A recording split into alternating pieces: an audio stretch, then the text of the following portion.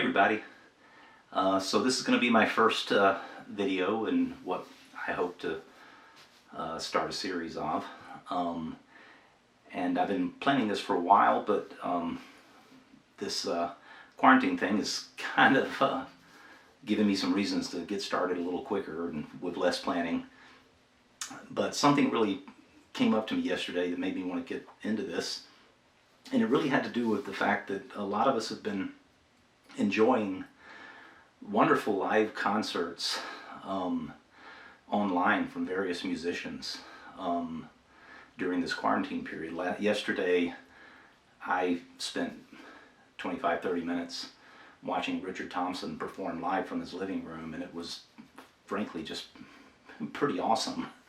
And I know the Indigo Girls had done it, and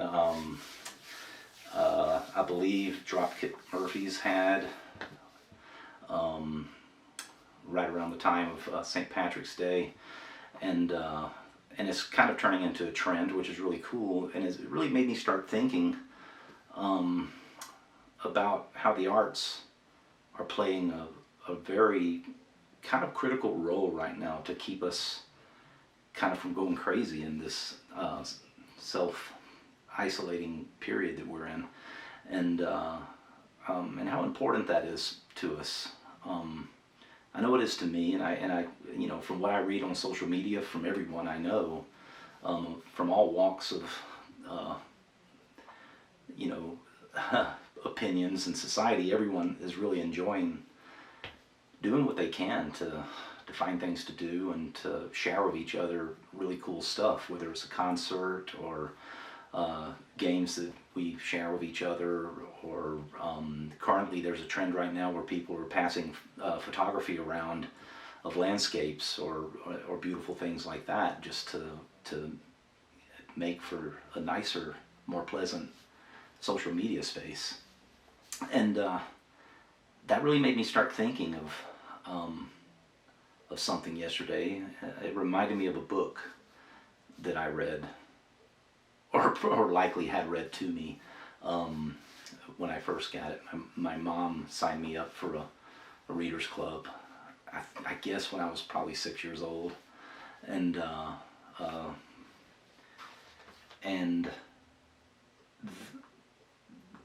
one particular book that came to us, I still have to this day, and it really pretty much set my life in motion. It's really been one of the most important books I think I've ever read, and it's a book that squarely addresses what's going on with us right now, and I just felt compelled to have to read it.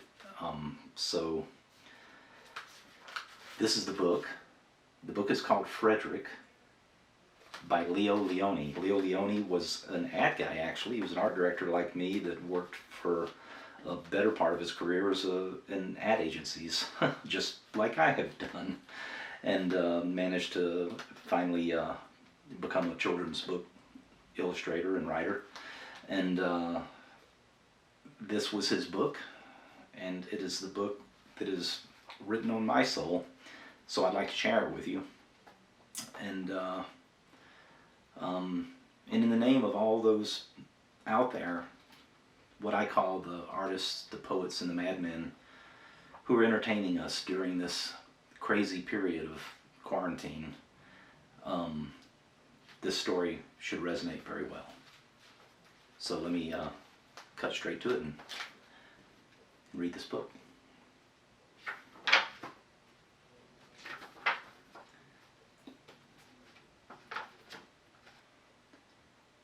All along the meadow, where the cows grazed and the horses ran, there was an old stone wall. In that wall, not far from the barn and the granary, a chatty family of field mice had their home. But the farmers had moved away, the barn was abandoned, and the granary stood empty. And since winter was not far off, the little mice began to gather corn and nuts and wheat and straw. They all worked day and night, all except Frederick. "Frederick, why don't you work?" they asked. "I do work," said Frederick. "I gather sun rays for the cold, dark winter days." And when they saw Frederick sitting there, staring at the meadow, they said, "And now, Frederick?" "I gather colors," answered Frederick simply, "for the winter is gray." And once Frederick seemed half asleep. "Are you dreaming, Frederick?" they asked reproachfully. But Frederick said, "Oh no, I'm gathering words, for the winter days are long and many, and we'll run out of things to say." The winter days came, and when the first snow fell, the 5 little field mice took their hideout in the stones. In the beginning there was lots to eat, and the field mice told stories of foolish foxes and silly cats. They were a happy family.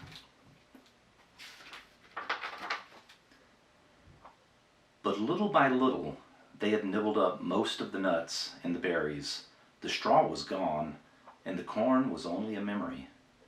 It was cold in the wall, and no one felt like chatting. Then they remembered what Frederick had said about the sun rays and the colors and words. "What about your supplies, Frederick?" they asked. "Close your eyes," said Frederick, as he climbed on a big stone. "Now I send you the rays of the sun. Do you feel how they're golden glow?" And as Frederick spoke of the sun, the 4 little mice began to feel warmer. Was it Frederick's voice? Was it magic? "And how about the colors, Frederick?" they anxiously asked. "Close your eyes again," Frederick said. And when he told them of the blue periwinkles, the red poppies and the yellow wheat, and the green leaves of the berry bush, they saw the colors as clearly as if they had been painted in their minds. "And the words, Frederick?" Frederick cleared his throat, waited a moment, and then, as if from a stage, he said, "Who scatters snowflakes? Who melts the ice? Who spoils the weather? Who makes it nice? Who grows the 4-leaf clovers in June? Who dims the daylight? Who lights the moon? 4 little field mice who live in the sky, 4 little field mice like you and I. One is the spring mouse who turns on the showers. Then comes the summer who paints in the flowers. The fall mouse is next with walnuts and wheat, and winter is last with cold little feet. Aren't we lucky the seasons are 4? Think of a year with 1 less or 1 more." When Frederick had finished, they all applauded. "But Frederick," they said, "you are a poet." Frederick blushed, took a bow, and said shyly, "I know it."